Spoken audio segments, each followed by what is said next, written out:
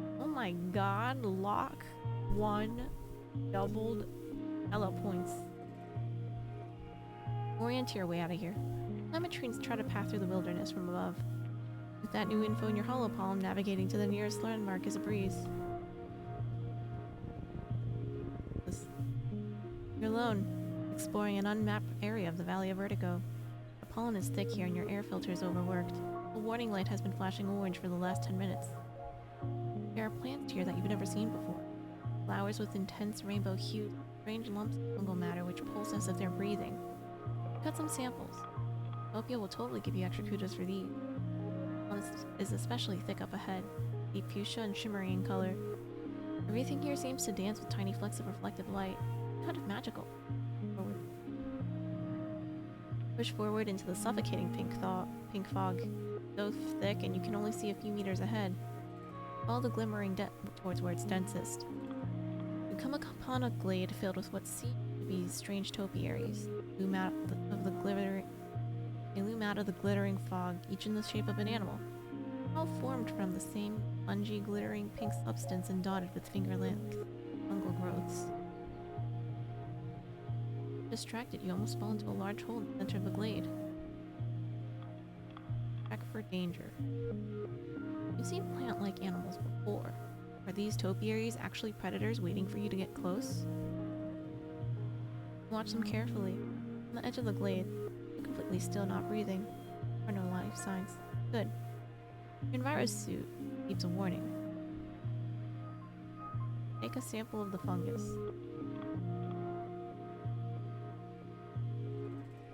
You bend down into the to take a sample. You realize the dense, shining haze is coming from the topiaries.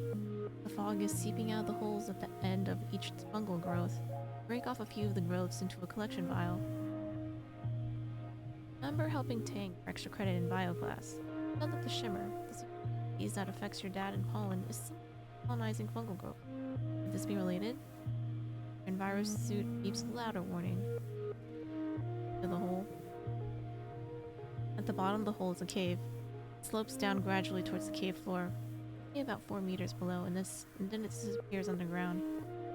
Not sure how far the cave continues past that point. It's dark down there, obviously, but not silent. Kind of strange, rhythmic whirring coming from further inside. Hold up your palm and shine your holopalm's light. The cave floor glitters with pink fungus, and the air is ominously choked with it. Check the topiary. The topiary you choose is a long dog-sized quadruped which appears to be kneeling, far too lifelike. As you get close, you realize with growing revulsion that it was once a living creature now encased, transformed, entirely into the sparkling pink fungus. It's dead. If you think about it, the more you're sure this is related to the shimmer. If I climb into the hole, I might die.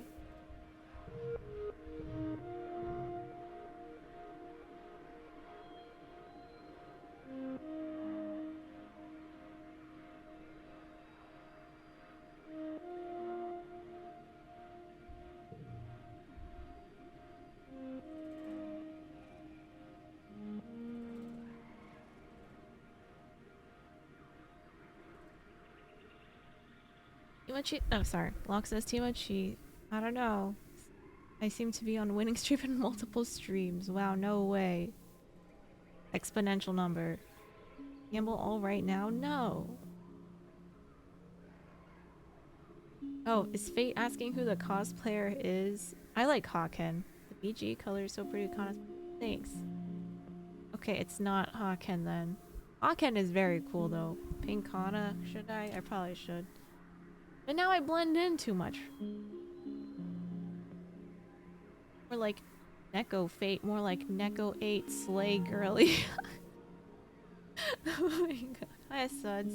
I don't know, why did I only just get off work? What the fuck happened to you? Although I also had to check back into work, like right before stream. The most girl boss chat I've seen and I love it. Yes, Jeremy, one of the girl bosses. We have a lot of lesbians here, me included, says Jeremy, the self-proclaimed lesbian. Hi, Fairy. You're back with your sister now. Wow, welcome home. What about the cats? And enjoy your day, Fate. Thank you for the hydrate and posture check. Please hug Peanut and Hope. Camo Kana, rude. Harry has hugged his cats. None of them really treated me, only KP. Give them lots of love. I know cat pics. Alright, let's climb into the hole. You make your way down the gentle slope towards the cave. The thick, shimmering pollen makes it hard to see further than your hand. 3 glowing vats set into the floor. On hot tubs, an old fashioned mechanical interface set into the cave wall. A reflecting glow from the vats flickers on the cave ceiling, ghost-like and beautiful. You feel a strong urge to take off your mask and stay a while. Look at the mechanical interface. Unmasked, you cross the cave and lay your hands on the interface. You feel spongy. Alive. I don't get jump scared, bro. Instantly, you feel your mind blasted open by everything, all at once. As if 1,000 pairs of eyes all turn their terrible gaze upon you, thrown back by the shock, which brings you back to your senses with a snap. The pollen, sparkling dust feels like tiny knives in your sinuses and a heavy choking pain in your lungs. Take your mask off. Why did we do that? You slap your suit helmet back on to see its light flashing red, indicating filter overload. You lurch out of the cave and back towards the checkpoint, barely able to breathe. You know you need to get out of here, but a small part of you wants to go back down there to stay in this glade forever. As you near the checkpoint, Utopia runs out to help you. You instinctively turn back when thinking, wanting to return to the fog to those strange statues, and you collapse in her arms. Several days later, you wake. You don't remember much. The great choking heaviness in your lungs and the world swallowing you up and closing over your head. You have snippets of conscious thought from the last few days, but it's hard to tell if it was a dream or not.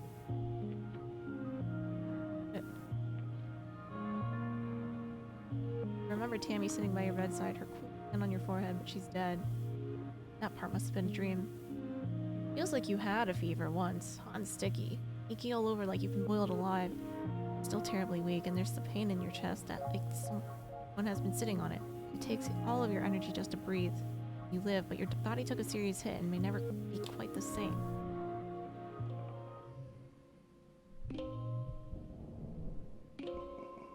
I'm redoing that. I want to see what the other option is.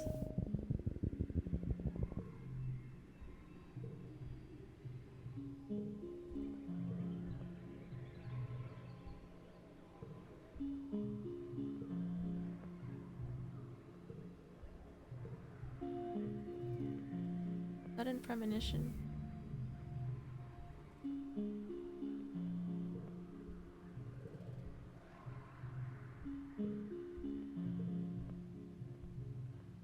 Play with the liquid in the vats. Unmasked, you cross the cave and slip your arm into the glowing vats. The liquid feels warm and almost alive. Oh man, this is the same thing? Okay, so we gotta leave, I guess.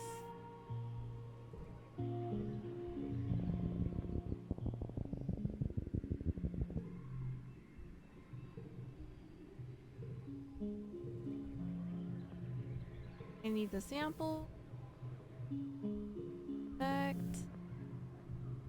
Into the hole. And get out.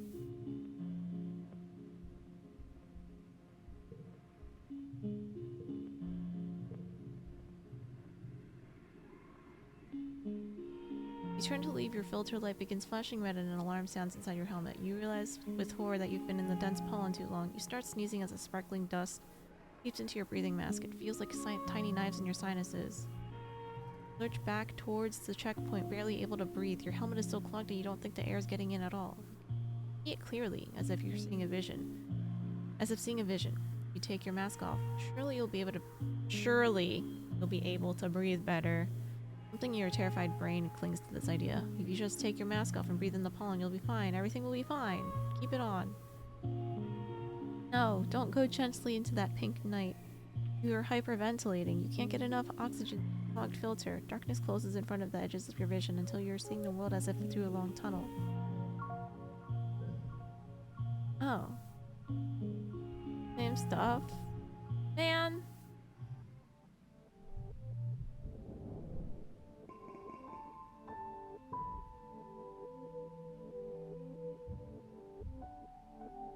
Wait, I didn't even get to,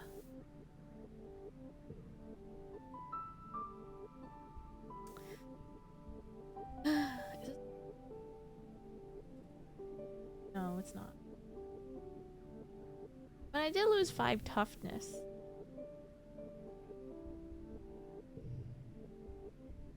I keep the cards.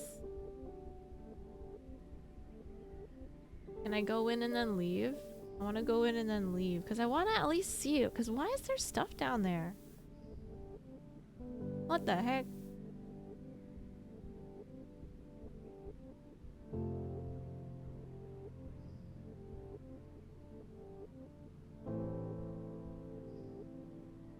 Escaping the Shimmer Glade. What if I do a different route? Because I'm not even like fully dead yet. Go down there without consequence. I'm gonna do at least something else before I do that because I'm not even exhausted, so it's not worth for me to like for a month yet. Wait, actually, there was one other thing up here. Hey, Nutella. How are you? Come across a cluster of mushrooms. Are they edible? Only one way to find out. Well, there are a few ways if you're not a coward. Identify the shrooms.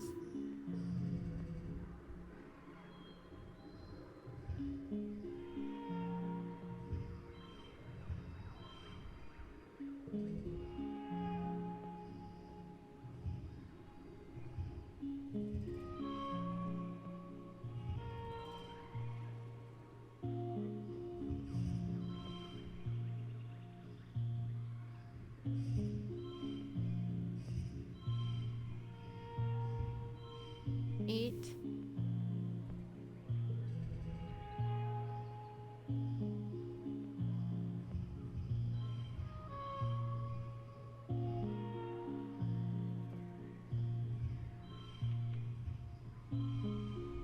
There you go, close enough.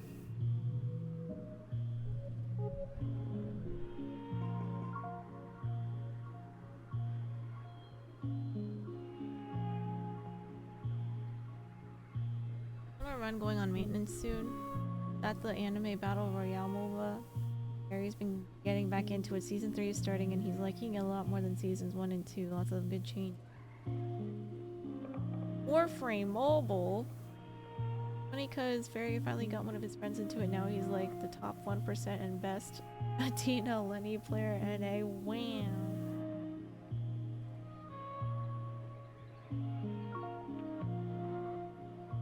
What is the slots win weight percentage? 200%.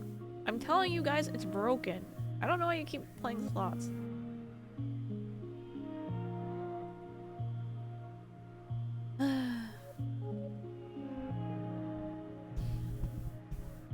You determined that these mushrooms aren't only poisonous, but explosive as well. You marked their location down on your hollow so other foragers know to stay clear. Utopia brings you a few kudos for good scouting.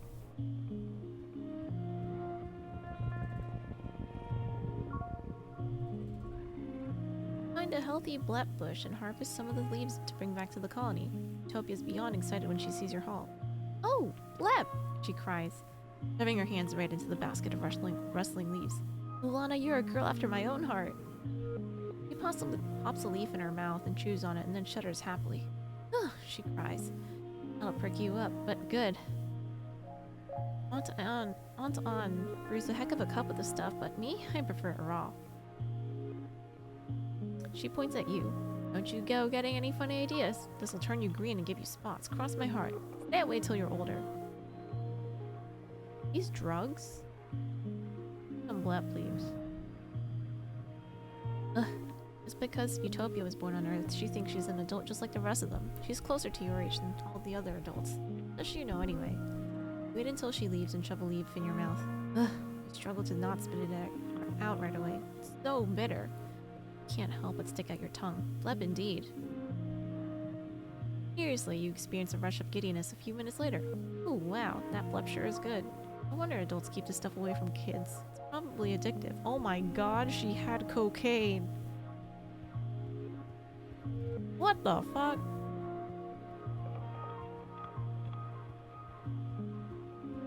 Chinese New Year buff gone? Wait, what? The Genshin event stuff is done? Wait, what is... Oh right, this is another bit.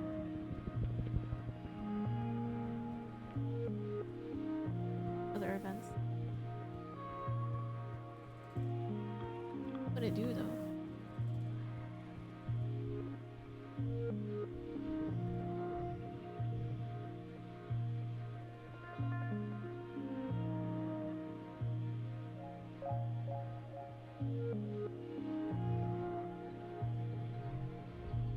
You find a trippet, a large tasty plants, kind of? Heard it's sort of like an animal. Like a lot of creatures are on Vertumna, it kind of defies classification. Whatever it is, it's huge. It's practically taller than you. Harvest some stalks. Start breaking off the freshest, youngest looking plant shutters. Analyze the shutter.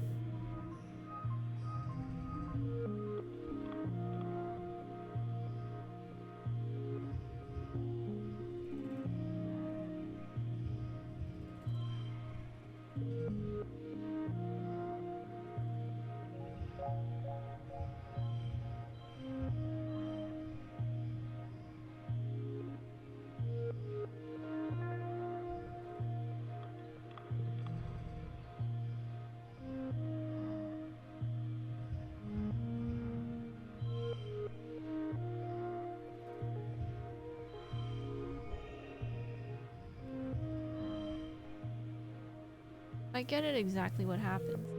No. Nothing? Yeah, this plant is alive and sentient, like an animal. It's definitely not happy that you're ripping its limbs off. I can't tell if it's in pain really, but you get discomfort at least. Oh, same. Stop. Yeah, no. Something about what you're doing feels wrong. You make a note on your note of where it is, but oddly you never find it again.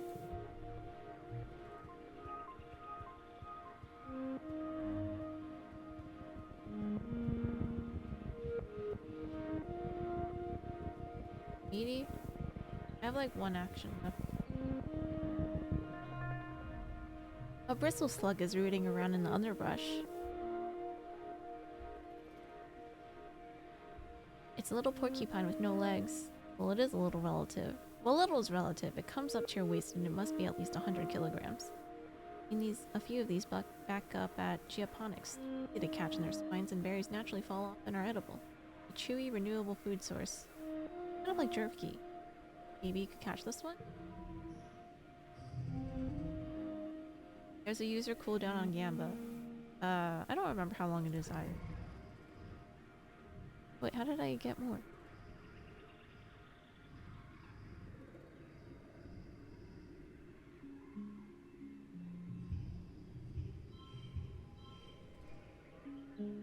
Oh, I actually pressed next.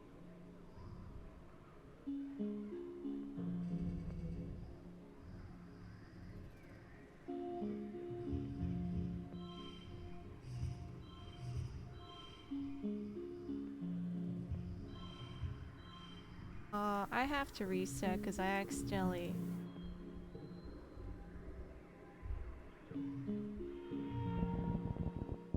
That was an accident. Put its location and move on.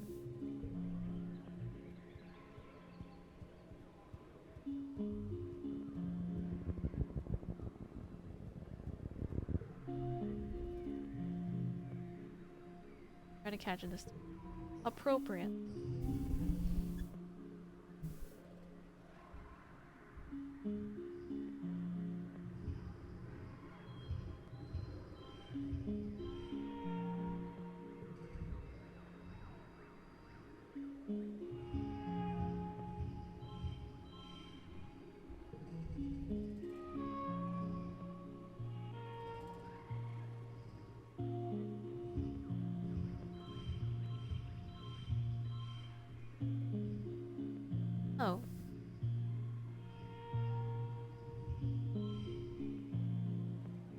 Damn it. Okay, fine.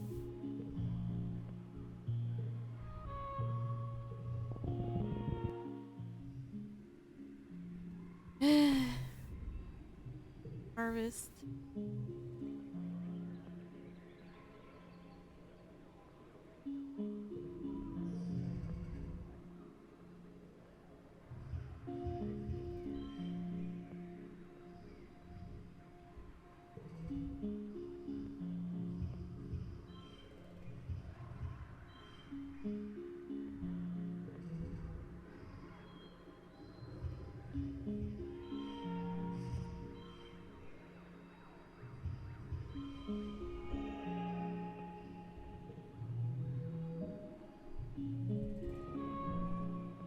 Not to spend energy on the plants if you're not doing anything with it.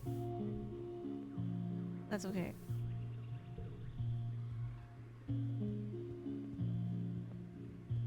Why does it have a plant there then?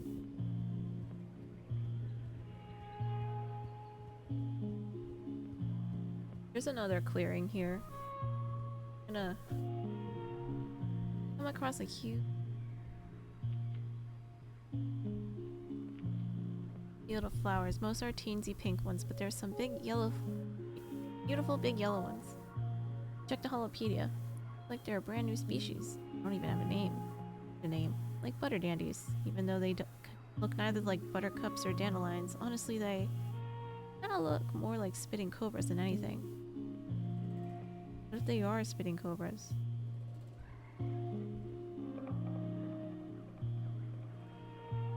Plant was there as an animal's challenge, but your animal's stat is maxed. Oh, okay. Take 1. Find the tallest, most perfect yellow flower and leave the rest. No need to be greedy.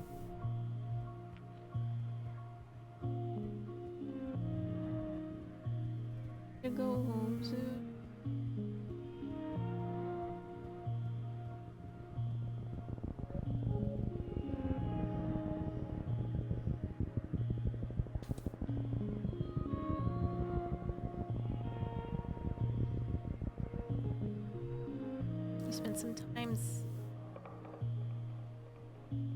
You spent some time working in geoponics, so you know your way around a plant or two. Walking through the area, you notice something different about it. The bare ground feels bouncy, like a trampoline, and the plants all look weirdly stunted. A lot can stifle nature here, so it's honestly a little weird that there's no grasses. Moss is growing here. Notice the strange spongy soil. You're down at this really bouncy ground. Pink and fleshy. And wait, is it even ground? Kneel even closer. You kneel and take a closer look. Like a kind of dense moss. Coral, maybe. You press a hand into the moist, squashy substance. It smells sweet and starchy like cake. It blankets the ground here in a thick, sponge-like layer, swallowing up everything it touches. Gross. It smells so good. You dig a large chunk of the sponge cake up to bring back to geoponics. Further analysis is needed, but you have a good feeling about this one.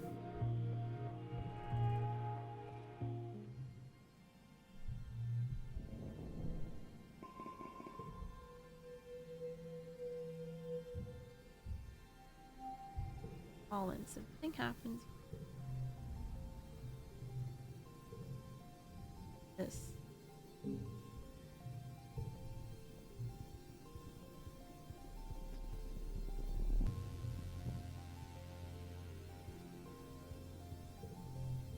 You spot Tangent leaning against the wall outside engineering. She's yawning, rubbing her eyes and staring off into space. She startles as you walk up. Oh, Solana, I was just taking a short break. Tired? Yeah, she says simply. I didn't sleep last night, or the night before. Working on a bonus assignment for biology class. You haven't slept in 2 days? Like 3, she replies, and then pauses for another jaw-cracking yawn. But as I said, I'm tired. Even my enhanced body has limitations.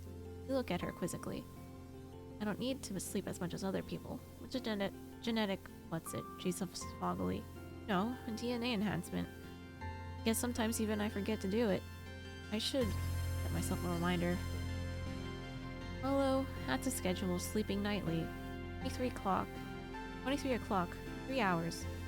Her holopalm emits a tone in response. Tangent nods sleepily. That should do it. She Her eyes are practically closed. Find her someplace to take a nap. Follows you obediently into the engineering wing, too tired to protest. You slip into medbay to grab a blanket and pillow off the shelf. By the time you return, Tang's already fallen asleep, curled up in an egg chair in the waiting area. You gently place the blanket over her, and she hummed happily before going to slack with much-needed sleep. Cute. How old is MC now? Yes, 14.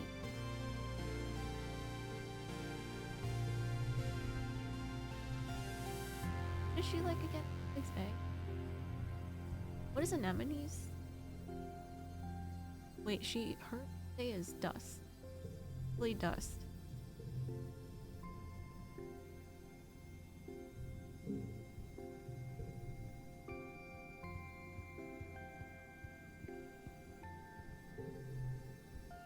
can hear your dad sneeze all the way from engineering. It's explosive, like he's trying to scare away predators. Someone said it ends at 20. Yes, yes. A teenage exocolonist? I am now. She's 14 and angsty. Come back, fairy. Are we sad because she's tired? He's wiping his nose as you approach, on a handkerchief blotted with shimmering pink. Lately, he's also surrounded by a fine dusting of pink that clings to him wherever he goes. Keep brushing the glitter off things in your quarters. He gives you a hug and then brushes pollen off your shoulder, laughing self-consciously. I haven't heard him laugh much lately. He's been working hard trying to improve the colony's food supply. Signs of malnourishment, too. Mom is worse. You're worried for both of them. Dad's skin is kind of in patches. He sees you staring and rubs his hands over his arms. Sparkling dust poofs off of him in little clouds scintillating in the light. Oh yeah, that's a new symptom. Seems harmless though, he says. You've been wearing your mask. Hide this beautiful face? Your dad laughs, rubbing his nose, especially now that it sparkles. Makes a big show of checking his pockets. Huh. Guess I must have left my respirator back in the greenhouse. Ugh, why can't he just take care of himself? Dad sniffles. Gosh, I feel like someone stuffed a whole potato pod up my nose. I could just poke a stick up there and pop fresh potato juice. Ugh, Dad, gross! He just grins. What? It's true. He follows his gaze out to the fields, into the lands outside the gate. I wonder if the foragers could use an extra hand, he muses to himself. Yeah, maybe I'll join them out there tomorrow. Neither of your parents are taking proper care of themselves. They're so stressed out for the poor harvest and low food supplies. Try not to let you see it, but you can tell. That is right. A little seasonal illness, nothing compared to the danger of running out of food.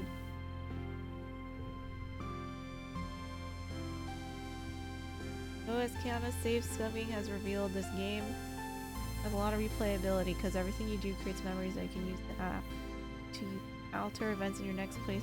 Yeah.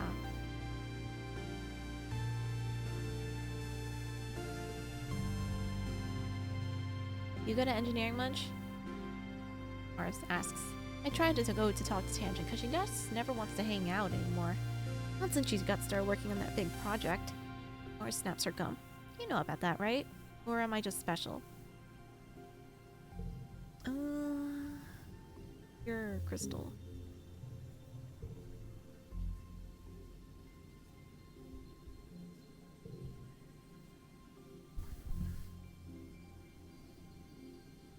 Our friends are okay.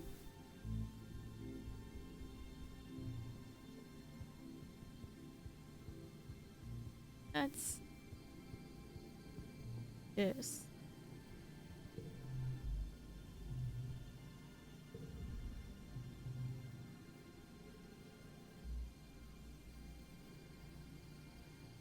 You heard Security Chief Red is on the lookout for lookouts. That is, for kids to chill out on top of the walls all afternoon and count Xenos. Sounds way better than going to class. He gives you a once-over, eyes narrowed. Alright, he asks. Alright, he says. Look over here, at the end of the field. What's that sign say? Read it out loud. You can read the sign easily. It says if you can read this, your eyesight is 20/20. Huh. Sign. What's that supposed to mean? Rhett nods in approval. Good. You pass. Come back next month and I'll put you on the roster. Taking both of these, I'm trying to drop the one with Mars. You're at lunch with your parents. Slice soy cakes and watery broth again. They put down their cutlery and look at each other. Then you. Alana, your mom says, there's something we should tell you. We've tried to shelter you from things, but we think you should know why we've been so hard in geoponics. There's a meeting after lunch, and I want you to come with us. Okay? Call your parents into the council room. Mars has also tagged along. Can you take a seat near them as your mom and Aunt Anne begin to address the council? After xxKanade officially calls the meeting, she gestures to your mom. Not going to mince words, your mom says firmly. All of our efforts to increase food production in geoponics have failed, especially given the failure of the pixie beans. The destruction of the fields during the last attack put the nail in our coffin. By the end of the year, the colony will run out of food. The rest of the council, you and Mars, exchange horrified looks. Been doomsaying about our food supply for 2 years, Flulu. Brett questions. Do you mean to say we're past the point of no return? Mother nods grimly. Afraid so. Even with rationing, without securing a Vertumnan food source, our supplies will run out by wet season. He gestures to An, whose face is grave. An and I have gone over the supplies and come up with food plans. Crunch the numbers. Mom sighs and spreads her hands. Sorry. Aquaponics should have been producing better by now. Should have been able to wean ourselves off of soy rations. During wormhole transit, when we lost our hydroponics in the hull breach. As again. I don't know if I've said it so many times, but I just don't grow here. We need those algae tanks. We needed the microbial soil from the earth. Why weren't we told earlier? Yeah, Mars agrees. Aren't we told? We have a right to know. We live here too. She stands and slams her hands on the table. We've been here 4 years and we could have been helping this whole time, and all you did was have meetings about it. The council looks at Mars with surprise, and then contempt. xxKanade chuckles weakly. Imagine being carried for so long and being upset that your feet could not be cut by the rocks. She waves, shaking one hand. Being the future is the privilege of youth. Goodness, we have them to point out our flaws. Mars sits back down again, confused by xxKade's words but fuming at her dismissive tone. So, what do we do now? He asks. Starving to death isn't an option. No, it isn't, Mom replies. We need to secure a food source this year before our rations run out. We're working double shifts in geoponics, but it's not enough. Need more people planting, tending, turning the soil. Need more hands. I can pull back the surveyors and focus on foraging native plants Utopia offers. Even the young folks can help if they've proven themselves around the survey equipment. We'll send out a holo message later.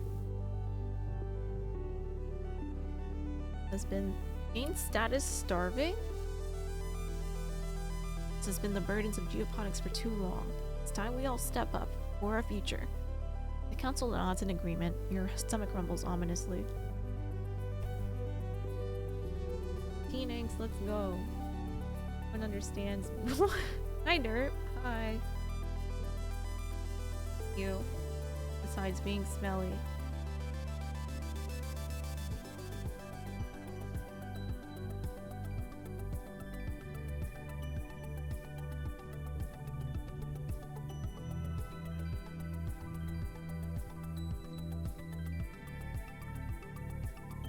Wait, what happened to Derp's account?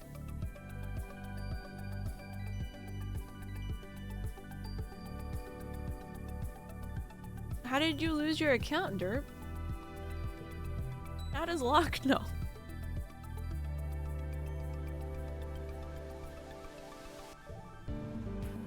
6 events remaining.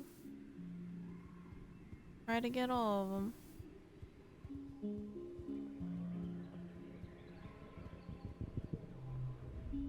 It blocks your path. Acting strange. It keeps scurrying up trees and hangs upside down to get a different angle to look at you, and then dropping down when you try to pass underneath. It might be small, but it's attempting to be intimidating. That must mean something. Not even interested in your pet. It's interested in you. Even Riki looks unsure and hides between your legs. Approach it. Your authenticator was not working at all, but you got it back. Oh, okay. Glad you got it back. Hi, Doc. Ran into him last night while he's chat while he's still locked out of it. Oh.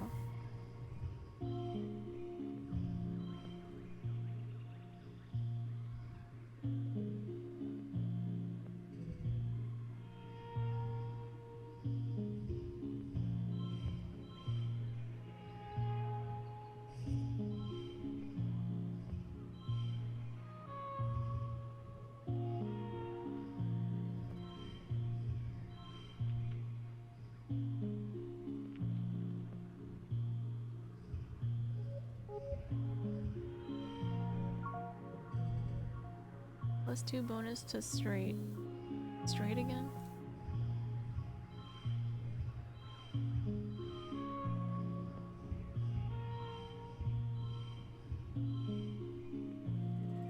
Shit.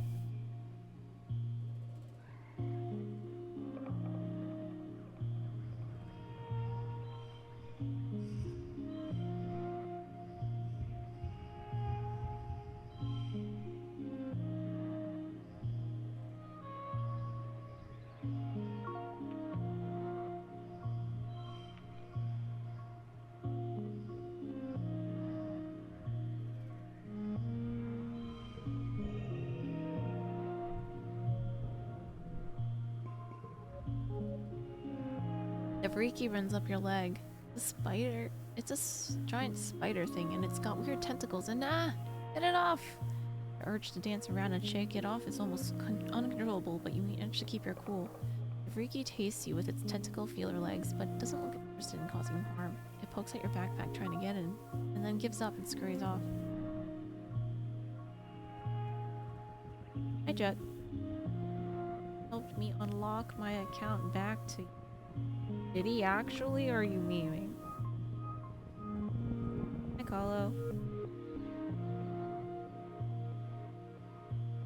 A line of termite-like insects crosses the path here. Curious, you follow them to their destination, a massive sponge-like hive of crawling bugs writhing with life. The bugs are tending to larvae nestled in the holes of the sponge, feeding on the rich royal jelly that oozes from the hive. Oh, it's a squeeger hive. The hive queen has chosen this spot to root herself to the ground, her swollen abdomen forming the spongy hive that sustains all her children. I'm afraid of her acid, but that royal jelly looks tasty. Eat it and harvest some fat.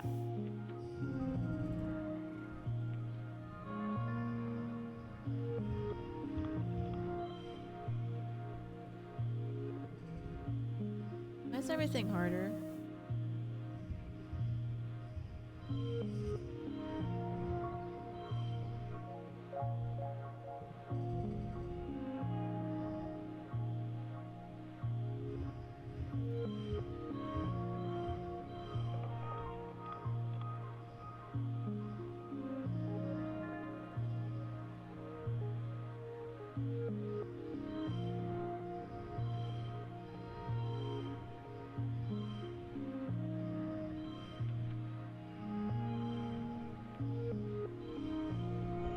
Ooh.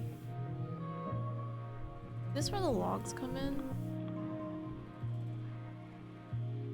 Get in there and squeeze out some jelly from one of the hive queen's many holes. Somehow Snot managed not to get sprayed too badly by our acid. It lands on your arm and the back of your hand sizzles briefly, but you keep your calm long enough to escape with your bounty.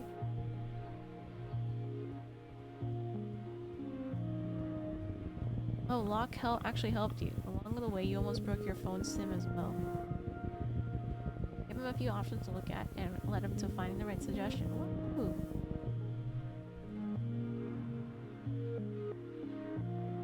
Good work, Locke. Dense cloud of pollen makes it hard to see even your hand in front of your face here. Good thing you have your helmet with a filter. It's not perfect though, and it doesn't help visibility. Be patient and look carefully. The pollen clouds eventually shift, giving you a glimpse of something obstructing the path. Looks like a snap ladder. Famously territorial predator around these parts. They're heavily pregnant. They use the pollen fog to pick off their prey. Carefully avoid the creature. Pass through the cloud unharmed, staying out of the reach of the bloated snap ladder. It snicks its snappers in their direction, but is much too heavy with spawn to chase you.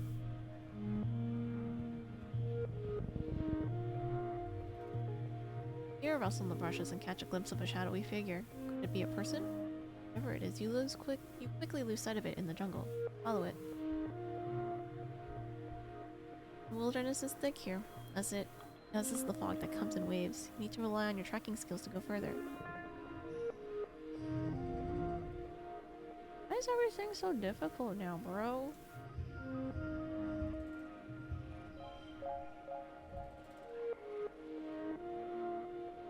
I have kudos if total equal.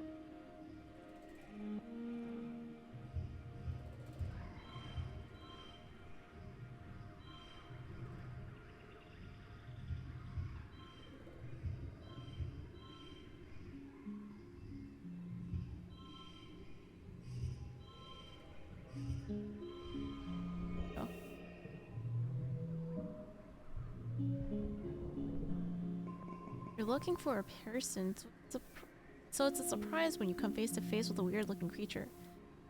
It kind of looks like a person, a bit. More like a tree, really. Some relative of the bush bug, maybe? But more tentacles and slime. Like a tree, oozing with gooey sap. With 2 legs. Yuck. It makes some sort of baroo noise at you as you back away. What was that? 3 events? 4 events?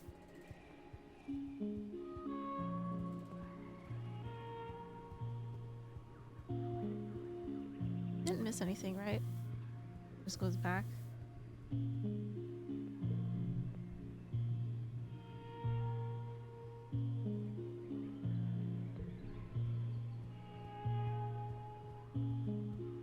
Hope has lost their blue pencil. Oh no. You have hard challenges turned on. Do I? No. No. Found it. Was about to be sad. Wahoo! Testing. You're at your old store. Forgot you marked a bunch of games 50 for leaving. You're gonna buy stuff? Oh my god. Jerry with the big brain. Alright, I think that might be the last question mark thing.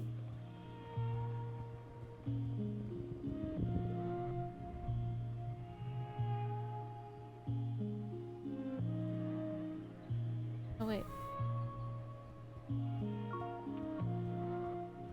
Oh shit. I meant to catch it.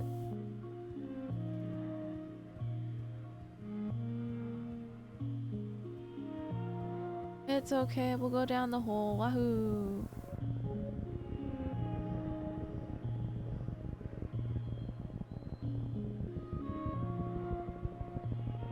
Bravely default to the $15 from 15. Dang.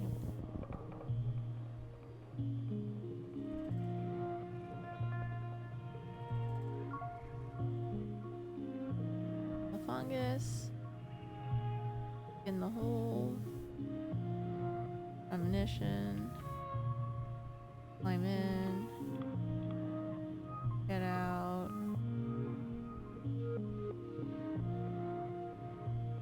Mask on. Wahoo. Alright. Now we're back. I have the memory card though, that's all I really wanted.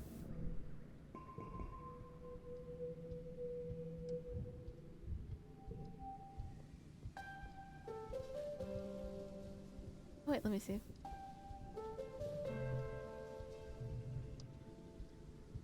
Injured and should rest. Damn it! Alright, fine.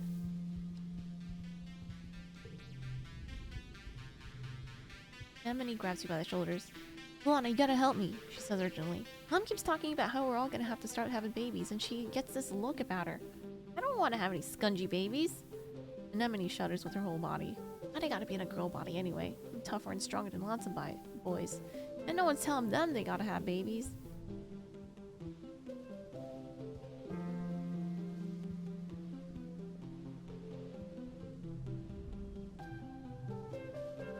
Autumnalia isn't only about the harvest, Tang huffs, crossing her arms. Speaking as someone who's dominated the science fair 3 years running, canceling it just because of a bad harvest is punishing everyone who participates in the other events.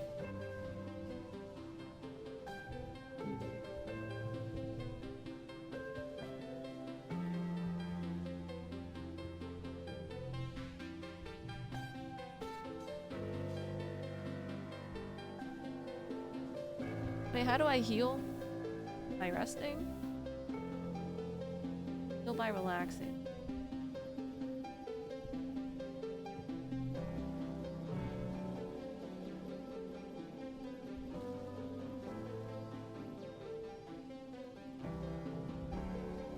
Most of the time you're alone up here except for the occasional passing guard, but sometimes you're joined by Dis. He barely looks up at you as you plop down and kick your feet through the railing and over the edge. Looks like he's doodling on his hollow pad. See all sorts of plants, mushrooms, little creatures with too many eyes or too many legs. He has a selection of plant samples at his side. Artist paintbrushes laid out on the towel. He must be quite the junior botanist. Not drawing plants right now, though. He's actually drawing a person, not anyone you recognize from the colony. They have long dark hair and a pointed face, and they are covered from neck to toe in floaty black robes. They look neat. I wonder if they're just his original character or something, like a super cool goth self-insert. Looks nice. Smiles shyly, but doesn't look away from his drawing. Thanks.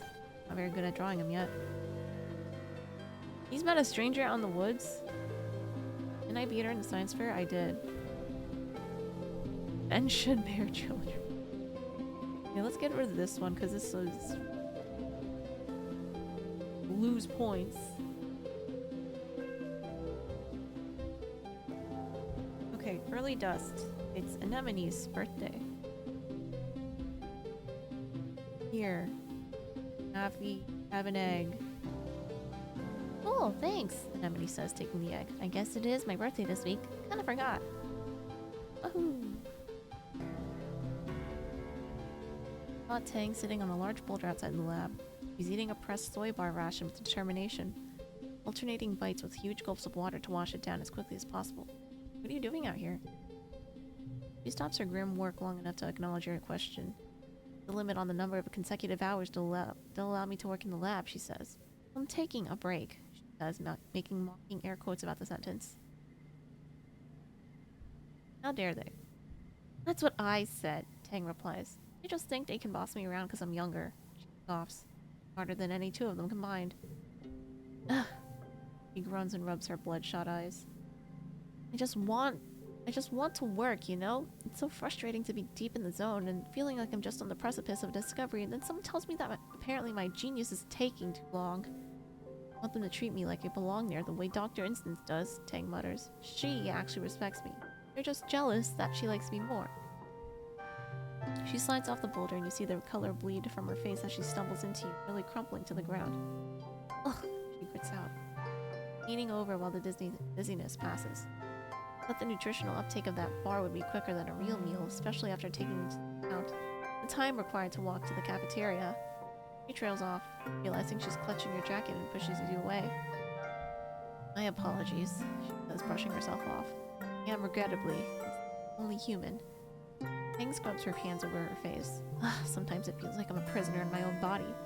Like I can feel myself trapped in it. A stinking, sweating bag of meat and bad impulses. Stuck with the burden of keeping it alive every day for the rest of my life, and... Her voice breaks. Tang, wait, are you crying? Scowls and wipes her eyes angrily. Reflexive lacrimation is an evolutionary response to emotional and physical stress, she snaps. In other words, no, I'm not crying. Just this resentment for my physical form. It reminds me of when I was little, and Instance used the genetech to give me this body. The right body. Only, body's wrong too. Yes, quietly.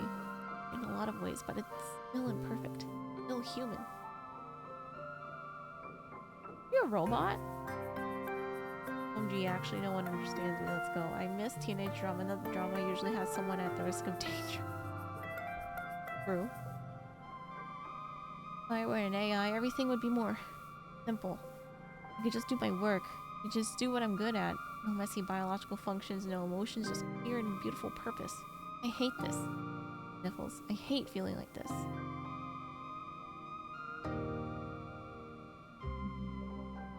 I think this is wrong.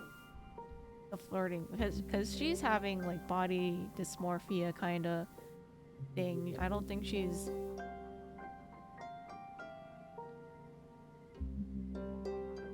something about appearances. Is this my only option to flirt with her though?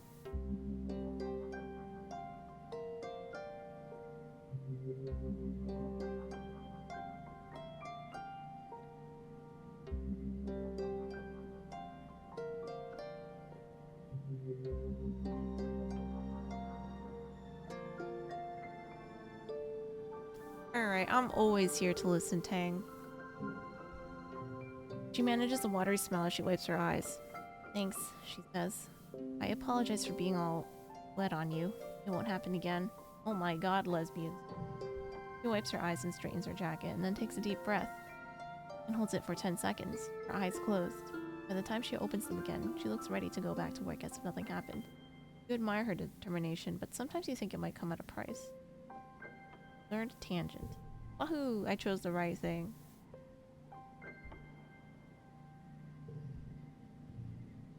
Fog. Fauna flirting there would have made you lose friendship. You were right. Nice. We're doing the Playboy girl route. No. We're doing it where I think it's convenient.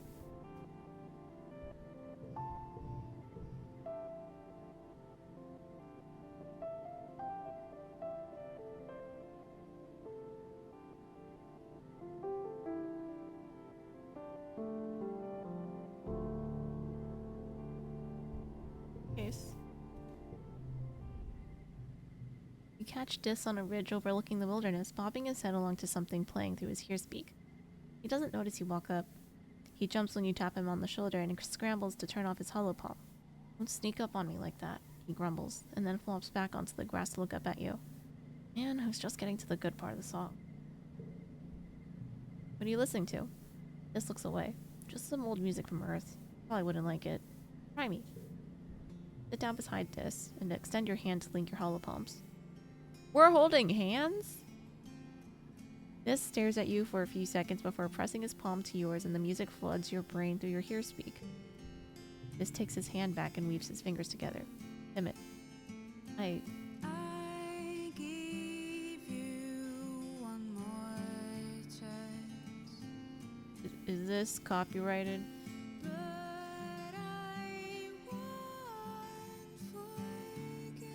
Okay, that's a bad typo. It's okay, we understood what you meant. Not copyrighted? Alright, cool. I listen to a lot of Earth music, he says. Do you like it?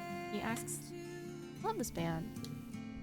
He cracks a smile, relieved. Good. He's my favorite right now. I always listen to the same album on repeat. It's comfort music. I really like her voice. He stares into his lap. Sometimes I feel like the lyrics are about me, he admits. So deep. Like my soul really gets this music. Don't tell anyone, okay? It makes me feel better, thinking that someone knows my pain. Even if it's just a dead Earth woman. Sounds deep, man. He nods and closes his eyes. Yeah, I have a lot of time to think. Not like everyone else here. Oh!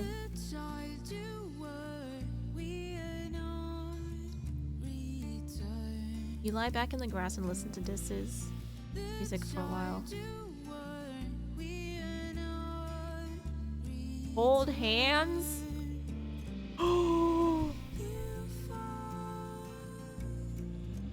The OST changed. Sheesh. Very pretty song. It is Rune Factory. I'm trying it. It was $10. Rune Factory is Harvest Moon, but magic. I want to see what happens if you just hold his hand. You reach out tentatively and link just your pinky fingers with this. Feeling him tense up beside you, he darts you a nervous glance, and then looks back up at the sky when he sees you looking at him. His cheeks go completely red. He doesn't hold your hand, but he doesn't move his away either. Wow. Alright, here. Oh wait, no, we might have to keep that. Bravery. Whoa, whoa, whoa. I heard from rumors if you hold hands for too long you get Gregante. No. You mean Pregante.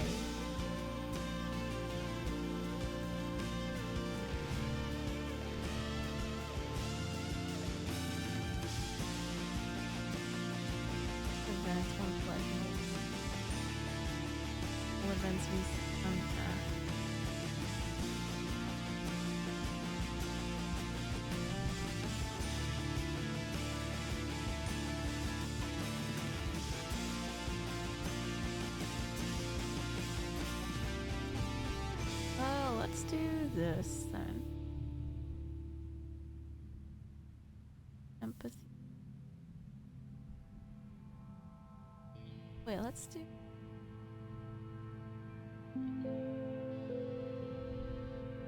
Tangent stops you on the way to class. Lana, were you headed to life sciences? Good. I could use your help with something, actually. Working with Chief Engineer Instance in the biolab. If you would give me a hand with it, I'm sure she'll give you credit for the class. Of course I'll help. Honestly, we just need someone to label petri dishes and move the cooler to a different machine. Popeye could do it. Instance is staring unfocused at her hollow eye as she processes the results of the scans. Tang goes and stands beside her, pulling up the scan on her own hollow palm. They confer quietly while you wait. Sounds like you're studying the shimmer. Serious illness some colonists get during pollen every year, including your dad. Instance looks up at you, as if just noticing your existence. Ah, Solana. Been studying samples from some of the colonists who get sick during pollen, including your dad.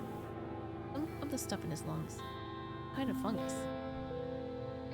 I think the shimmer is a form of reproduction. It's like a fungus is trying to turn us into more fungus like it. Really neat, actually. Sound like you like the fungus. I admire the mechanism, but we'd be much safer if surveyors just set fire to it all. Rather than just trying to study it, who knows what else is out there trying to kill us. Maybe the mushrooms are communicating to each other, including the animals that live here. Cause you know, everything is networked into one, all like the mushrooms communicate to each other through like electric pulses. And maybe that's why we get attacked every dusk. Cause the mushrooms like, go get them. Barry says, good thing I don't hold hands with women, only the homies. Barry's homosexual. Man. Like all other guys I know. Derp says Pregante's even worse. Oh no. Topaz says it's true. That's why after primary school they stopped us from holding hands. Premier cure bio. Spend the rest of the week helping them study the illness. Mostly this involves following instructions and doing as Tang loves to repeat. Jobs a Popeye could do. Nothing beats hands-on experience though. This would be easier if we had an actual sample of the fungus. You're working with some biological samples. Word for snot, but according to them, the fungus is all mixed in with the human cells.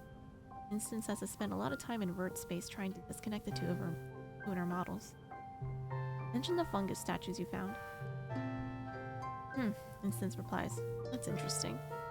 However, unlikely it is that an untrained adolescent would simply have stumbled across what we're looking for. It is worth chasing any possible leads on this disease.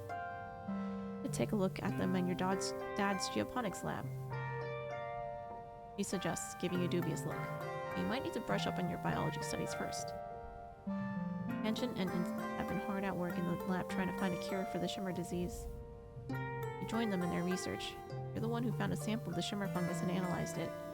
You're the one whose father suffers the most from it.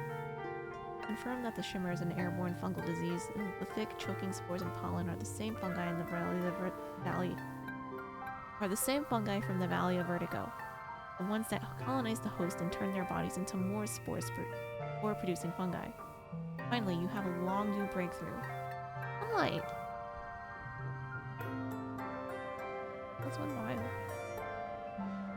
You try inoculations, antibiotics, antifungal creams, but what finally works is a high-intensity light treatment mimicking the full force of the suns during dust, coupled with an injection to increase its potency.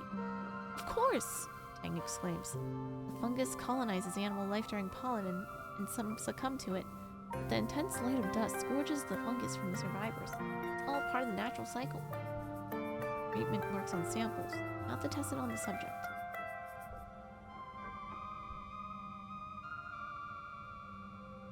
Test it on yourself.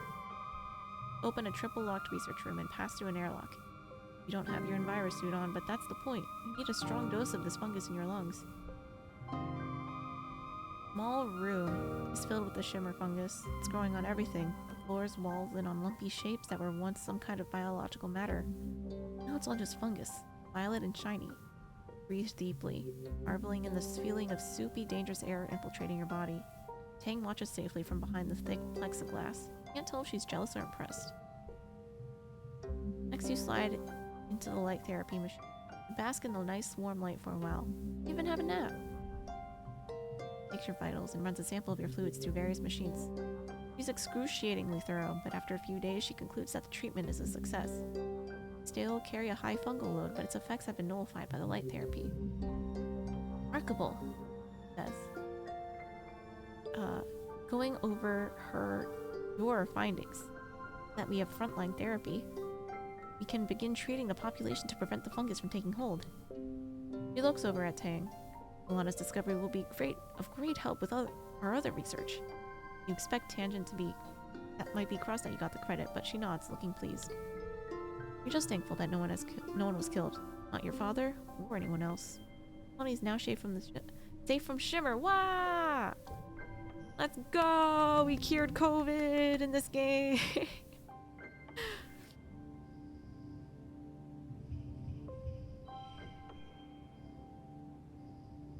Thanks, Timochi.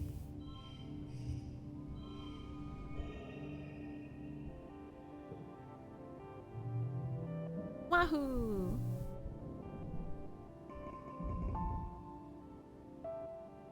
Wait, shouldn't our stress go down? We just cured a disease. What the fuck? Now time to patent it and unmark it. No. We don't live in a capitalist society. Time for Autumnalia, the yearly midsummer celebration when this colony gives its thanks for its good fortune. Well, it would be, but as you file into the main square, you can't help but notice that the feast table is nearly empty. When An lacked in resources, she made up with care. The dishes are lovingly plated. The way cakes glisten, steam rises from the buns stuffed with mince. There are great pictures of vegetable broth rendered out from even the most inedible food scraps. There's a neat stack of sugar cubes for dessert. Whole sugar. What a luxury. It's an underwhelming feast, but that'll be an underwhelming feast, that'll be the highlight. Back to lurk. Thanks, Nutella, for lurking. Saved your dad's life. He dies if you don't find the cure. I only say this because there's no way for you to know otherwise. I figured that would be the case because there was like stuff already. I expect like everyone to die a season. I mean, a year. Until like you're the only one left. That would be like the worst ending. That's the Sigma grind set. How much to sell the cure to your dad for? No! We're a communist society. Governor Edecott's welcoming speech this year is short. Her frail body trembles as she welcomes you all to Vertumnalia with a dry, whispery voice, then has to be helped off stage. Like all of you, she's been feeling the effects of the famine. Why didn't we elect an 82-year-old as our governor? One clears away the chairs for the annual competition. Will you participate this year?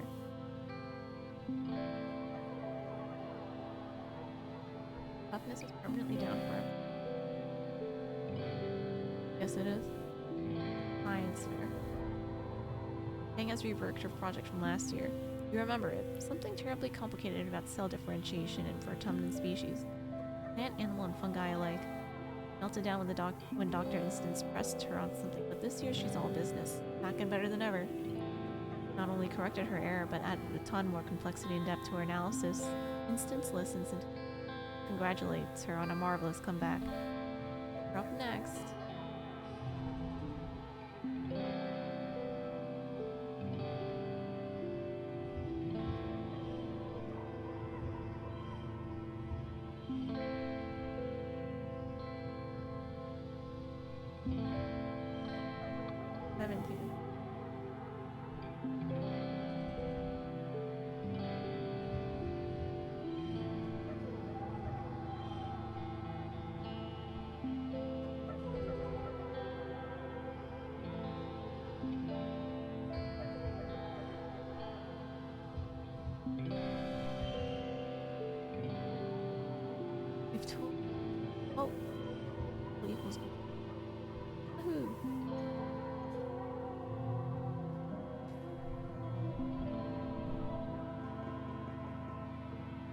That's the most realistic part of the game. Wait, which part? Been studying the yearly attacks. They only happen during glow, but why? You've been graphing and analyzing surveyor data on the animals and discovered that the attacks don't correlate with natural behavior or migration patterns. Thought at first that the wormhole might agitate them. It does put off low waves during glow that haven't yet been fully studied. So a year ago, you started monitoring the waves and realized that there were actually two waveforms. One from the wormhole, and a weaker one based somewhere on the planet. During glow, when the vibrations come from the wormhole are present, it seems to activate something in the planet's frequency. Stronger and more complex. Frequencies run right through the colony like targeted beams, drawing animal migrations closer. Almost as if something is killing the animals. The judges are amazed. Colony defense plus 1. Oh my god, is there a way to stop the glow thingy? Judges are amazed. This is a huge breakthrough, and it all happened just because you wanted to win a science fair. You have a lot of work to do to be able to use this theory for forecasting the next attack, but Red is excited to study this further. Win the science fair, hands down. After the festivities, the whole colony takes a few days for a break. Except for geoponics, and the foragers, and the kitchens, and everyone who uses their break from their usual work to help out in places that didn't close. Alright, it's not really a break, but you try to take it easy anyway. The 82-year-old politician is the most realistic part of the game. True. That's like reality right now.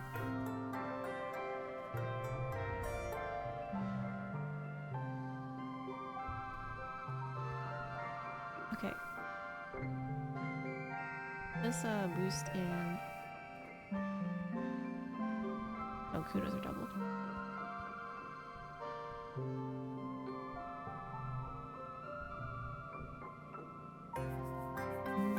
Okay. No events. I'm gonna make sure.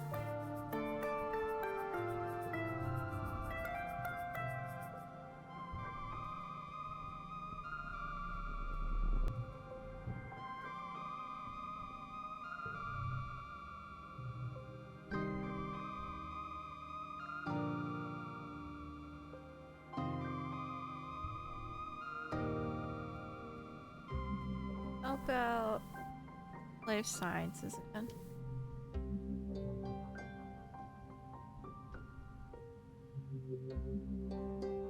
And empathy? Wait, there's a kudo bonus, right? Okay, let's tutor children then. Imagine a 14-year-old solving both of your colony's most immediate threats in 2 months. That's crazy. Nintendo Direct didn't announce anything that Doc cares about. You hate to see it. What was the one title that Timochi was excited about? I didn't even watch it either. You're helping Anemone with her math assignment. Ugh, she groans, rubbing her hands down her face. I hate this. I don't want to do any more math. Other kids like you get to choose what they do all day now, but I'm stuck here learning stupid linear algebra. Linear algebra. It's linear algebra, but you don't correct her. On stories. Oh. I'm only here because my mom told me I gotta take more math and science classes, she grumbles. She says if I want to do anything except play sports ball all day, I need to know stuff. Joke's on her. I only want to play sports ball. Math is more important than sports ball. What? No way, Solana. She punches you in the arm. Wow. When am I ever gonna use linear algebra anyway? I'll bet I'm gonna do sports ball a lot more and I'm gonna have to solve for X. No, wait. Let's make a deal. She continues leaning in. You teach me this stupid physics thing, and I teach you a cool sports ball move? Deal. And the next few hours trying to get an enemy. Oh shit. Anemone to understand the difference between an expression and an equation. He puts up a valiant attempt. By the end, you both feel confident that she's at least a little more prepared for class.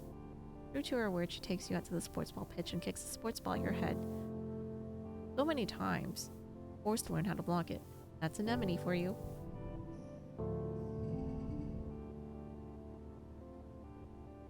They're just remastering it? Oh wait, there was a 1 and 2? For this, Nintendo Direct will be suing a ROM hacker for his entire life savings and his new next 2 generations' salary.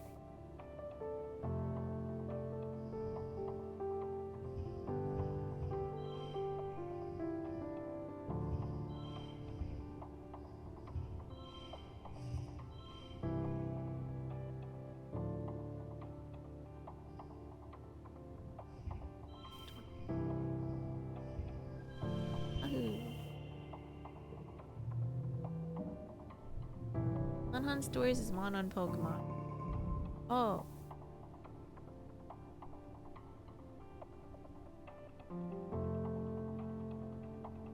Empathy, ooh, that's a lot of kudos. Gross. I don't think I ever heard of the first one. Oh, late dust. Cal's birthday. Have this egg, Cal. Cal trundles by you with an empty wheelbarrow. Lana, get in! We're going planting. Okay.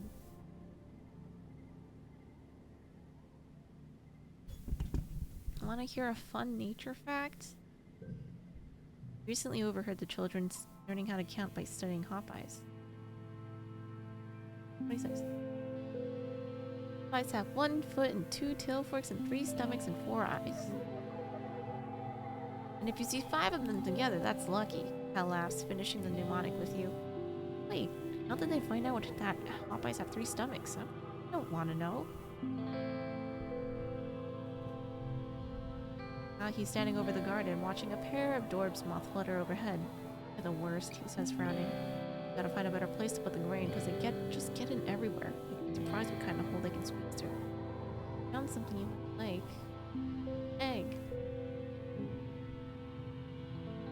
Oh wow, an alien egg? And on my birthday too. The best. I wonder if we can hatch it. Thanks, Solana. He lifts it up and scrutinizes it. Emily's always talking about wanting to eat a big old alien egg, he says. If this one's not fertilized, I'll give it to her. Hi, Dis.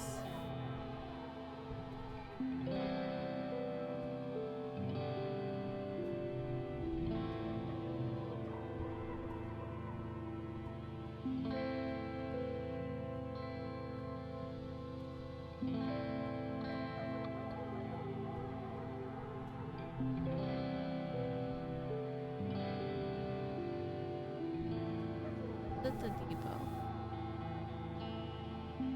Plus persuasion. Does the depot restock anymore?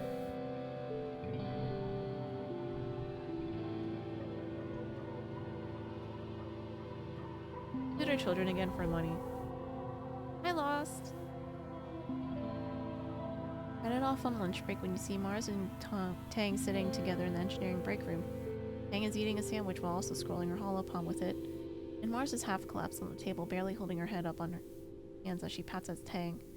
Come on, she whines. You said you were gonna hang out after lunch. Aren't you done eating yet?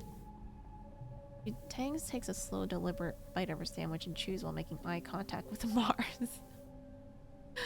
Goes from funny to awkward to hilarious as Mars's face falls and she puts her hand on the table and groans. Proper mastication is important for digestive health, Tang answers primly, a smile curling at the corner of her mouth. You can masticate in private, Mars mutters. What are you reading? And how's it more important than me, your best and only friend on the planet? Excuse you? Just something for work, he answers. Really interesting. I didn't know Dr. Instance was so well published, even though she was only 25 when the Strato left the Earth. Practically a prodigy like me. He looks at her holoscreen again. It's absolutely fascinating. So lucky to have such an accomplished researcher here on Rotunda. Feet over Tang's shoulder. You take a seat. Oh, my file's not fine. You take a seat at the table and sneak a look at Tang's screen. Catch a few words. Combinism, tissue tropism, RNA, protein sheaths, intrinsic immunity, something to do with viruses. The pictures possibly also fungi. Without further examination, it's hard to tell. Tang notices you looking and shuts off her holopalm, shooting you a look. At me, I don't get it. Me neither, Mars adds. I'm glad I don't have to do all that egghead stuff. Sounds boring, TBH. Luckily, no one is making either of you read over my shoulder, Tang says, and takes another purposeful bite of her sandwich. I've been eating for half an hour, Tang. Come on.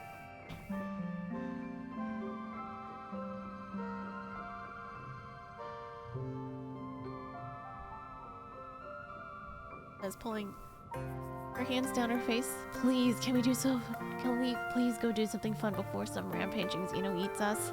We're both too pretty to die of boredom. Tang smiles. You think I'm pretty, Mars?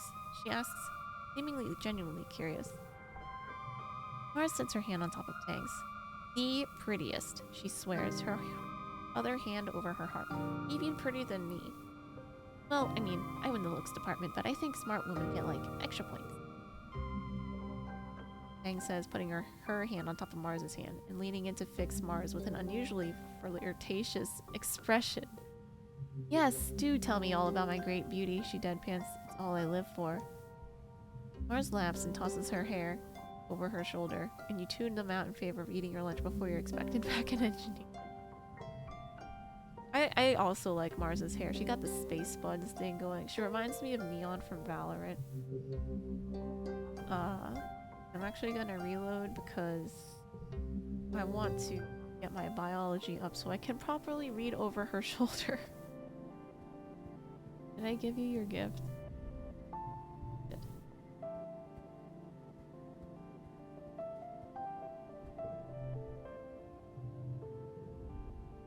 Oh!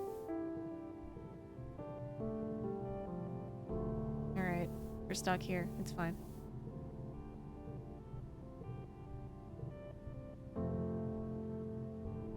Oh, that's okay.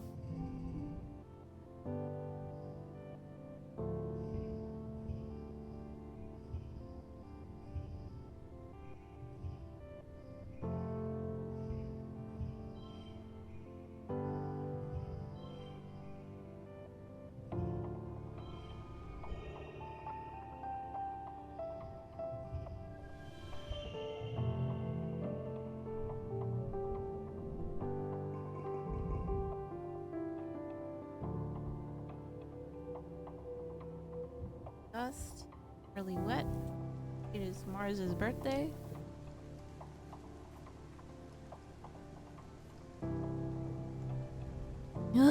Mars whines. Nothing ever happens here. Please, please, please, just anything. I'm dying here. I've watched every holovid and I've done every quiz and every holozine, and I'm so tired of being a teenager on this stupid rock. It's been almost 5 years and I don't even have a boyfriend. Bro, you were just flirting with Tang. Alright, have this crystal. Mars laughs, taking the crystal and turning it over in her hands, inspecting it. Well, I'd had better birthday gifts this year, but I admit, this crystal is pretty fabulous. I'll add it to my collection.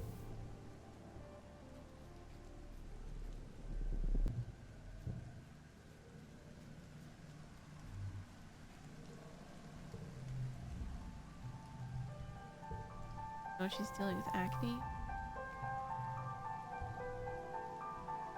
So late wet, I shouldn't give anything yet.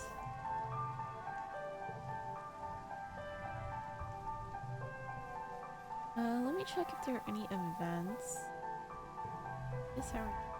I don't like being hungry, Dis says, rubbing his stomach. Like, it still hurts, but I don't think I feel like other people.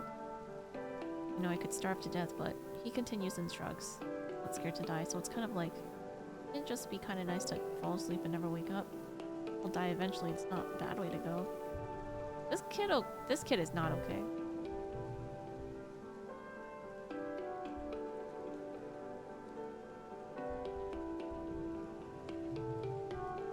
Oh.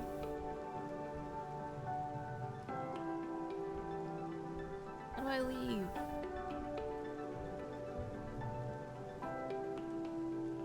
Let's study.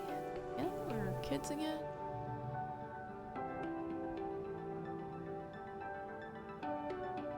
Actually,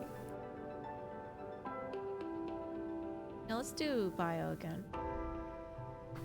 Today in class, you're studying genetic enhancements. Nearly everyone in class has one chosen for them by their parents before they were born.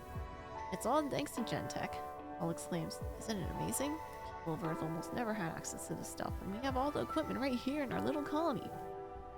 Looking around the class, you see an incredible array of genetic modifications, animal features, enhanced sensory organs, and the like. There's much more that you can't see. Come on, don't be shy, Paul says, spreading his palms wide. What sorts of things has old Instance has been able to do in our lab? Feel free to share if you have one that people can't see. Most kids share their genetic enhancements, if they have them. Temperature doesn't bother me. Al answers when it's his turn. I'm never too hot or too cold. Always just right.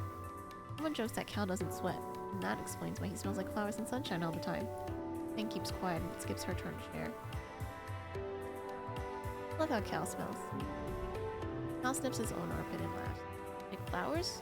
Yes, little, he says. I think I smell like being outside.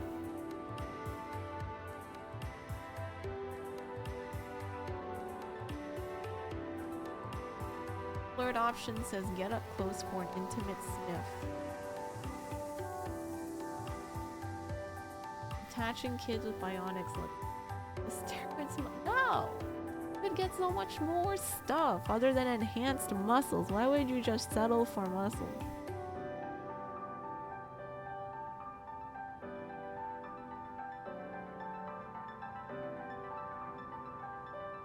We'll sniffer.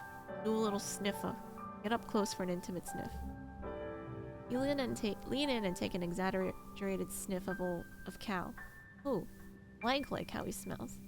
He giggles and shoves you playfully away as you stuff your face into his shirt and breathe deeply. Plants and flowers, and just a little bit like soil. Smells like Vertumna. Sniffer.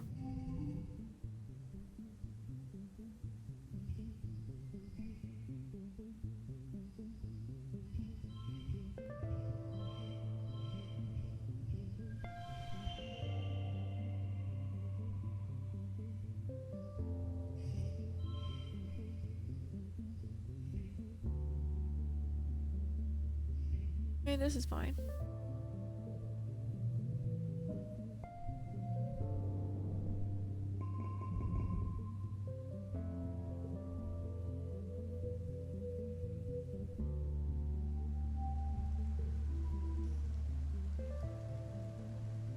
Botany, research, and geoponics. Wahoo!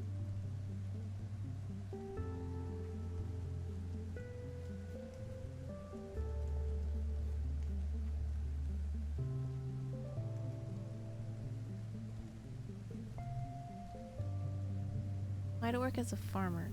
Explore the lab? Hey kiddo, Dad says, looking up from his work desk where he's dissecting a huge bell-shaped flower. Can you hand me that separator? I've really got my hands in things here.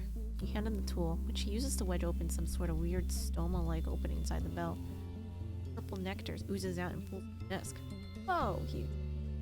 I thought I'd train this little beauty. Can you, get a towel, I guess? Help him mop up the flower juice. Yuck, it's sticky. It smells like rotting vegetables. And when you're done, he looks at you with pride. You know, I've been thinking of getting one of you kids to come help me out with the researching the native plants, he says. Think you might be able to break off some time to help your old man in the lab? I know you're studying bio. It's not as glamorous as Gen Tech research with it, but it is important. He grins. You talk to your mom about it tonight before you go telling her. She's not a fan of alien plants, you know? If it were up to her, we'd fill up these greenhouses with earth plants and nothing else, but there's gotta be more on this planet that we can cultivate. If you find any cool plants while you're exploring, bring them here and we can take a look at them. Is this how we fix the food situation? Ooh! Ooh! Wait, this is amazing. This is how I get my bio up. The mood in geoponics is tense. Everyone is working themselves to the point of exhaustion trying to get enough plants in the ground to survive this year. Apply to work as a farmer. Ask your mom if they're still looking for people for that farming job. Sure, kiddo, she tells you. That's assuming you've been setting up on your bio. School comes first. Ready. Mom claps you on the back. Oof, she's just as strong as she looks. Great! Come see me in geoponics when you're ready to start. It'll be more fun than wheeling dirt around, I promise. Okay, let's do that, actually. Something. Bio and toughness.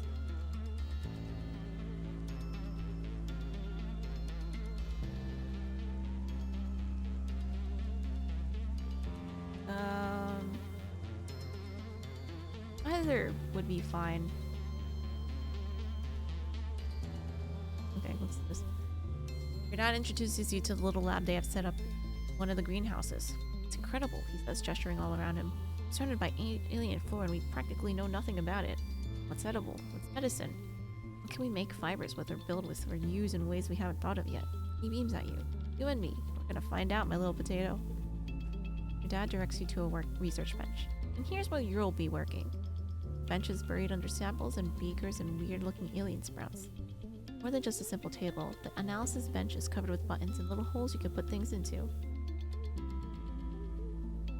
Carefully find the on switch. Don't wait, no, I'd rather not touch anything.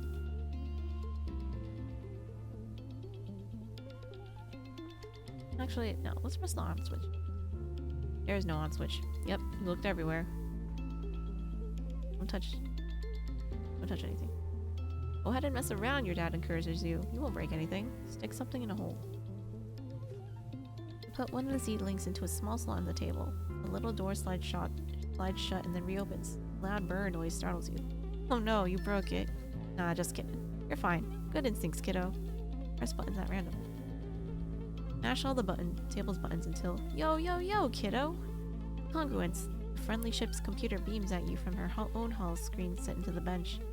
Of course she's here. She's the guardian of all knowledge in the colony after all. Wonder where she got yo from. Your dad laughs. Don't tell anyone, but Congruence is the real brains of the operation, he confesses, though it's not like it's a secret. She'll make sure we don't do anything super dangerous, which means you and I get to focus on experimentation. Follow the rules and stick to what you already know, then you won't learn anything new, so don't be afraid to try stuff. Bring your mushwood samples into the lab. You want to study these and revolutionize the use of mushwood labor. Mushwood lumber. Maybe. Study this mushwood. Examine the mushwood under the microscope and take notes on its cellular structure. Part of the reason it needs to be harvested in wet is because the cells get so saturated that they lose structural integrity and turn to, well, mush during glow. Studying the extract process by which the cell takes in water leads to a breakthrough. It might be possible to hack the process and stop the mushwood trees from taking on too much water during wet. Well, if they don't take on as much water, they won't take as long to dry.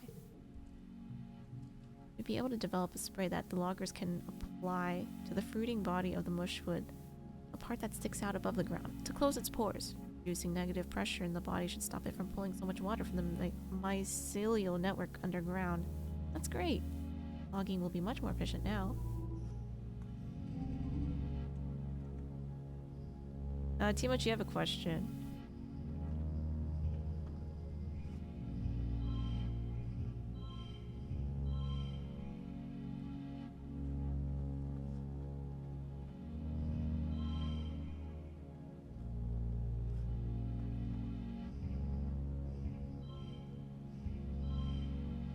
So should I be going to every single area that I can on the expeditions every year, even though I've probably collected everything? Well, I haven't collected everything in the surrounding area nearby this year yet.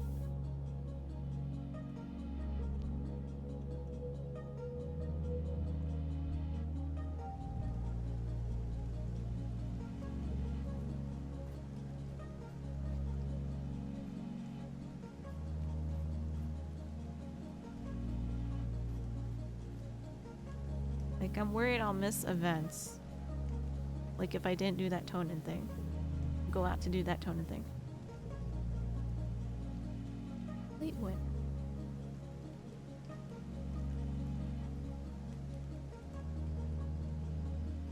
Yes, not because it's important, but because you don't know what it'll be. Oh, okay.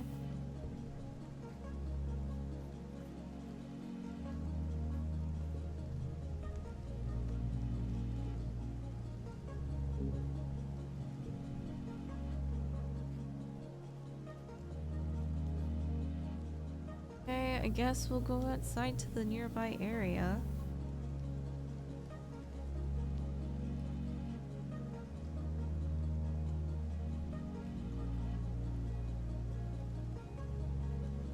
Actually, I can save, right?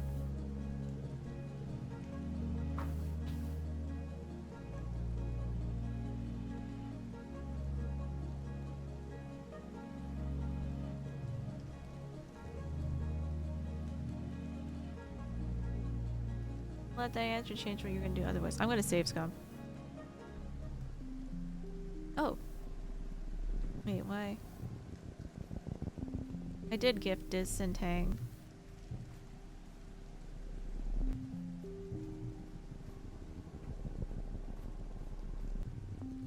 Oh. You're doing stuff.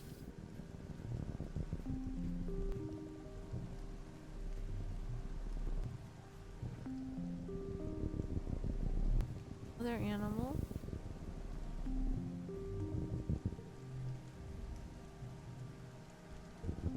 That's just enough.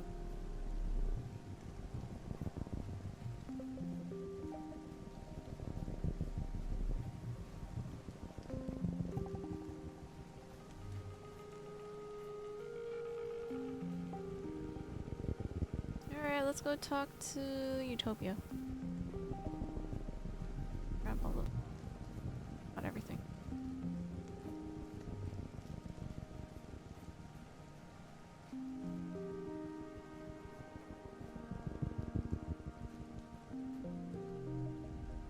We're here at Utopia and Tonin talking logistics in the expeditions office.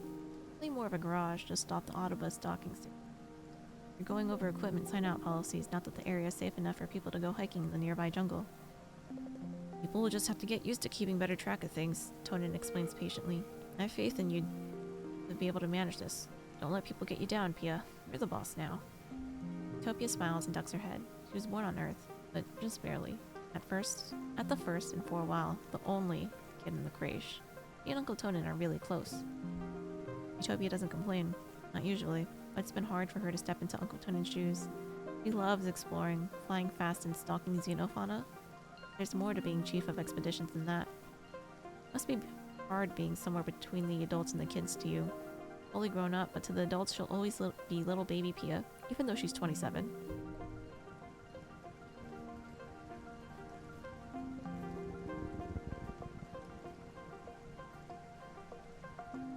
Why are you in my Valo game? My Sky's name is Tim. Walk into a clearing. At least stop tracks. Quiet as possible. This will recover stuff.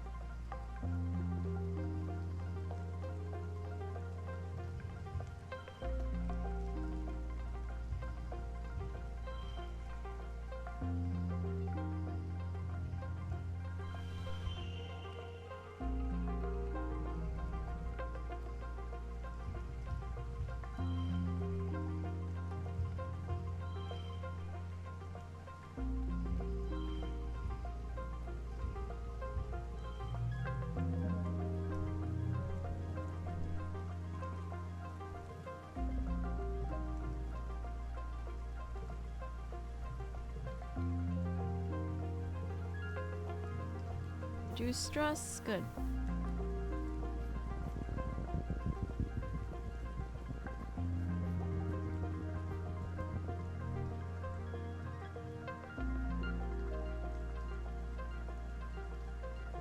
Down.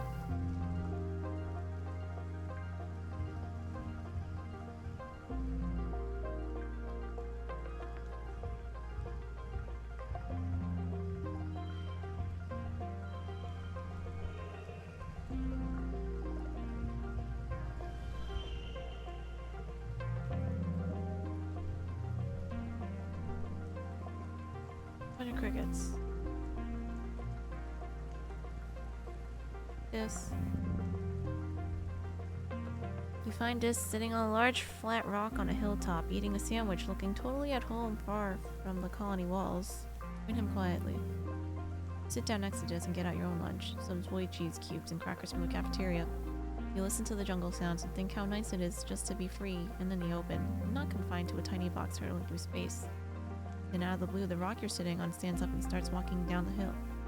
Oh, okay. You crouch and look over the edge of the rock. You're a couple meters off the ground, bouncing on spindly legs like spiders. 8, 10 of them, evenly spaced. You realize the rock also has eyes at regular points, which you'd mistaken for shiny black pebbles embedded in the stone. One of them swivels up to stare at you. You gulp and try not to scream. This shakily gets to his feet, trying to keep his balance as the creatures under you slowly clambers forward. He grabs your hand to try to help you up. Try to be brave. A stressful event. We are traumatized. Oh god.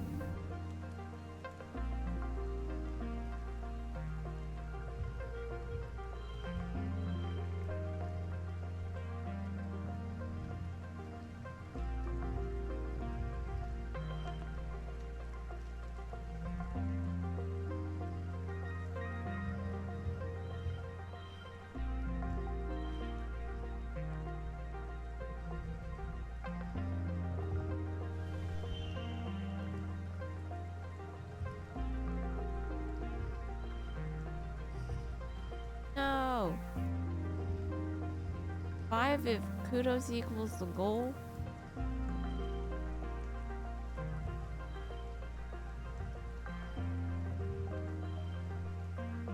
What do you mean?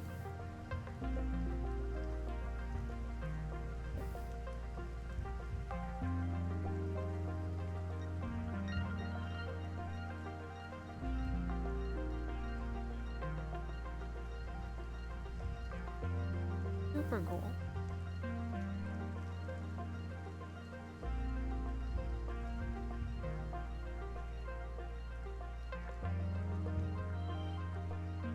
Super goal is now 8.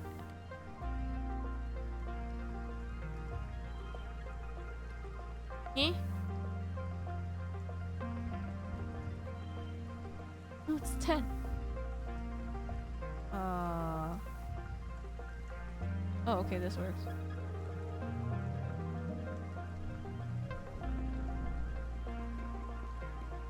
Your card was log. It's 2. Oh, this also worked. Swallow hard and control your fear. Barely. Actually, this is biologically fascinating. Too busy taking mental notes about this creature's anatomy and behavior to worry about your own safety. Potters along, using its long legs to pick away through the bushes and uneven terrain. It must have had its legs curled up under its body earlier to perfectly camouflage itself as a rock. After a minute, the creature crouches down to look at something, and then 2 of you jump off. You're impressed that you just kept his cool. You tell him so. Actually, I was kind of freaking out inside. Laugh and say you were too. It's funny. This might suck with people, but this is kind of a but it's kind of a badass when it comes to non-people things.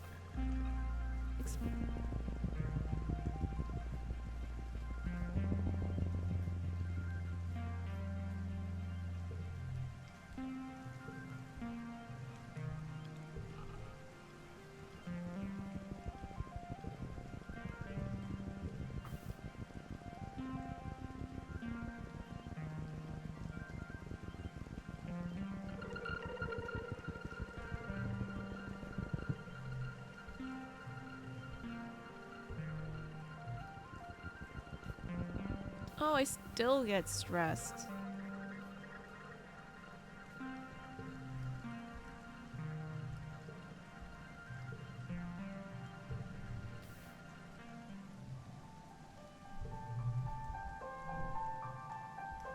Hang on. I want to go back with, like, half. So that I can at least still study or help out in the farm. Wait, go back now.